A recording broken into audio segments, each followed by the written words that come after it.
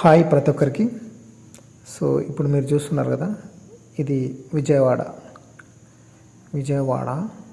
బెజవాడ అంటారు దీన్ని. సో మేము మాలలో ఉన్నాం, కాలభైరవ మాలలో. సో మేము 5 మంది హైదరాబాద్ నుంచి విజయవాడకి వచ్చామన్నమాట. ఇది ఎంట్రెన్స్. సో అమ్మ దుర్గా భవాని ఇంద్రకీలాద్రి ఆ దుర్గమ్మని మేమందరూ దర్శనం కోసం వచ్చామన్నమాట. ఇప్పుడు చూడొచ్చు, మా కార్ అనేది పార్కింగ్లో పెట్టేసి మేము వెళ్తున్నాం గుడి లోపలికి.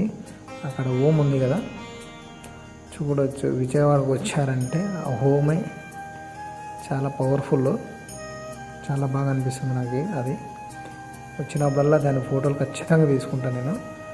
సో బేసిక్గా నా బీటెక్ ఎంటెక్ ఇక్కడే కంప్లీట్ చేశాను, విజయవాడ పక్కన అనమాట. సో ఇప్పుడు హాలిడేస్లో